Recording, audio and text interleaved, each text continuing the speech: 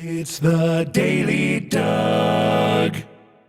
Hey y'all, welcome back to the Daily Doug. Thanks for being with me today. My friends, today is a Monday. That means it is the beginning of another work week, and I have you covered with another Metal Monday episode. And I'm going back to Sleep Token.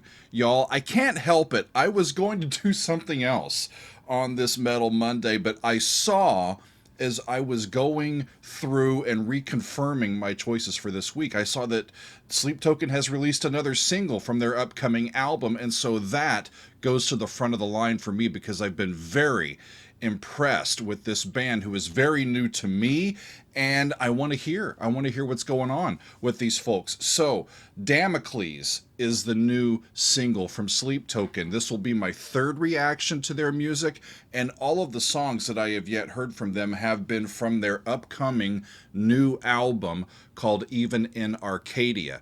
Back in March, I heard Emergence, which was the first single from the album, and then earlier in April, I heard Caramel, their second single, and on Friday, they dropped this new single, Damocles, and the album, Even in Arcadia, is still scheduled to fully be released on May 9th, so I'm not sure if they're going to release any more singles before the full album drops or not, but we have this third single, and I want to get to it. Y'all, in just 3 days of being available on YouTube, this song and this video has over 1 million views already, and it's still in the top 10 on YouTube's trending videos overall in their music category, not just metal or any type of subgenre. These folks are in the top 10 worldwide in trending material, and I'm really here for it. I've really enjoyed what I've heard so far. They're more nuanced than most metal bands that I've heard, and that's exciting to me. So I want to continue on today with Sleep Token. The song that we're going to hear, Damocles, is based on this ancient Greek story of a person named Damocles, and this person, as the story goes, was seated at a banquet table, and there was a sword that was suspended above them, pointing down right at them, using gravity, right?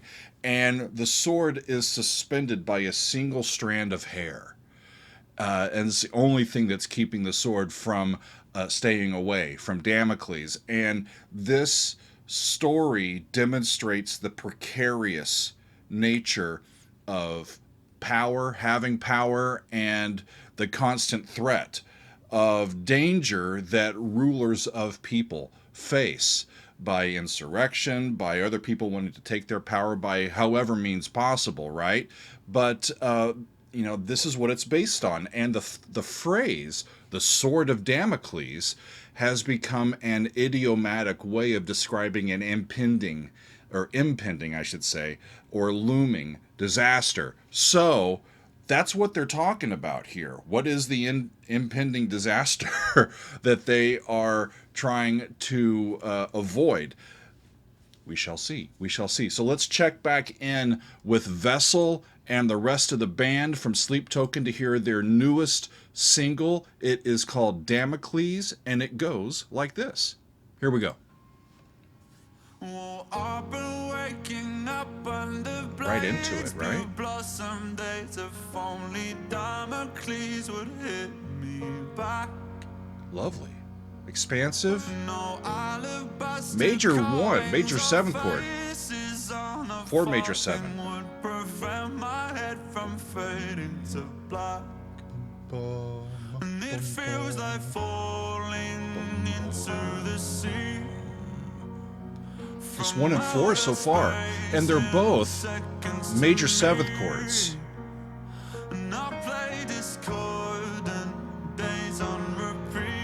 Nice. There's the 5 to the 4. When the river runs dry and the curtain is cold, how will I know if I can't see the bottom come up? Reminds me of pop music, but I have a sense that we're going to get the bass drop here in a little bit. Beautiful.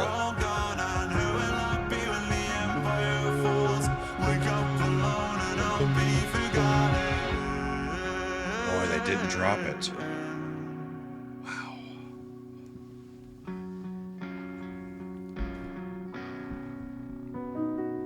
Well, I know I should be touring. I know these He's in F sharp. F sharp major 7, B major 7.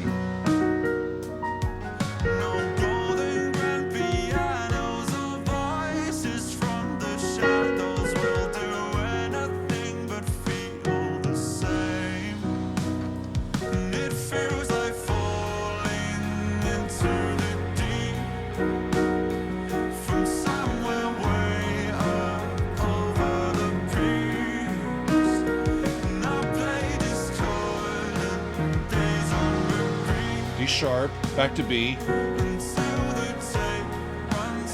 D sharp, back to F sharp. How about that? Whoa! Okay.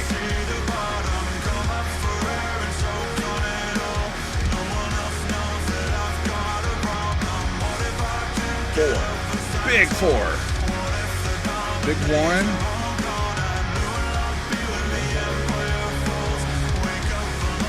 I'll be forgotten. Nobody told me I'd be begging for relief. When what is silent to you feels like it's screaming. What is silent to you feels like it's screaming to me.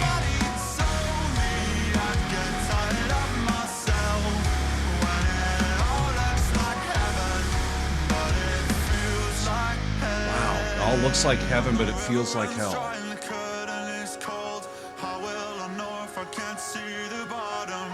Love the piano, y'all.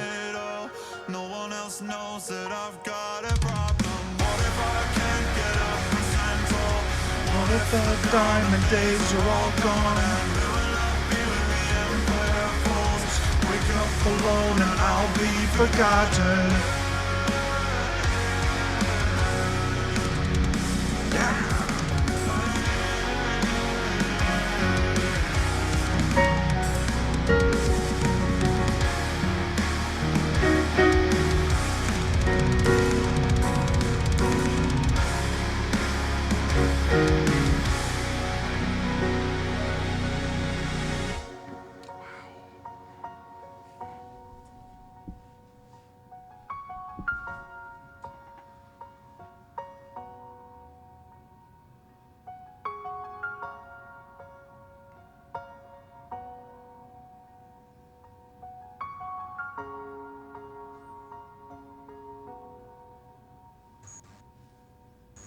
There's our little static at the end. We've noticed that through the first 3. This is exciting, y'all. I mean, it's really exciting music. I don't know if I've ever heard a metal song using that many major 7th chords. I mean, you heard me singing, following along and all of that. They're in a bright key. They're in F sharp major, F sharp, A sharp, C sharp, and with the leading tone, E sharp is in that key. Ew, right? But what they were doing, if you kind of open up that voicing to the 5th, the major 7th, and the 3rd up there with the root down there, when you go to the 4, you can keep that that major 3rd of the key as the 7th of the 4 chord, and it just goes back and forth.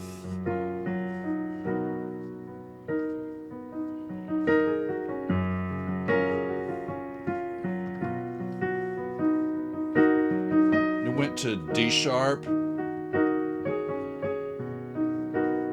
then back to the 4 and the 1, but it was in F sharp the whole time, y'all. But using the natural major 7th chords that are in a major key, we get them naturally on the 1 chord and the 4 chord, and those are both of the places where he uses them the most, and it creates this expansive, sort of beautiful sound that's not just driven by a sturdy or driving bass or kick drum. It's relying on the color and the emotion of the music itself and the lyrics and all of the language that's coming with this song.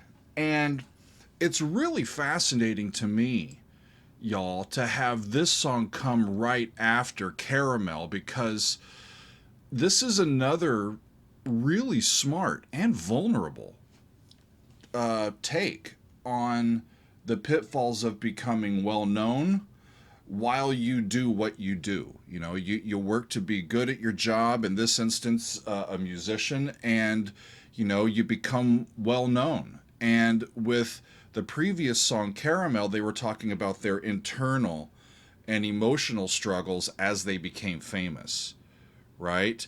Of having their identities leaked to the world. They were worried about this and they were upset about this. And they were missing the opportunity to be creative and be able to create their music while remaining relatively anonymous, right? There's a freedom in that. There is expression and hope and true catharsis in that, right? We hit up on similar themes recently when we were looking at Kid A from Radiohead.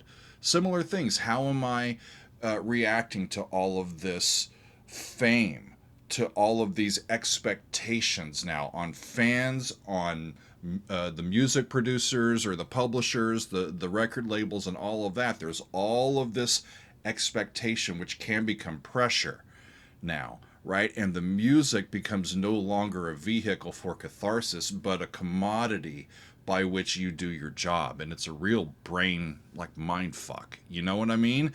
So this time, we're exploring the flip side of this emotional roller coaster. They're worried about losing their status that they have attained, losing their spot in the public's eye. You know, what if the public suddenly abandons them and their music? How will they react? They're hoping that this newfound status and this understanding of who they are and what their music is not just a viral thing that's very intense for a little bit and then goes away. They're hoping that that's not the case, right? In the chorus, when the river runs dry and the curtain is called, right? When everything ends, how will I know if I can't see the bottom? How will I know that the river is running dry and that the curtain is called? I can't see the bottom. I've risen so high. I don't know I can't get my bearings, you know? And then he goes on, come up for air and choke on it all? No one else knows that I've got a problem. What if I can't get up and stand tall? What if the diamond days are all gone? And who will I be when the empire falls? Wake up alone and I'll be forgotten. It's a worry, right? Because now that you have this buildup of energy and excitement around what you're doing, you want it to continue, but you want to hold on to that personal connection that you've had with your music. But you also want to connect with all of the people and be there for all of the people that now know who you are and enjoy your music and want to be a part of it and get on the bandwagon and all that. It's a double-edged sword for, I think, all artists and creators. I know it's true for me.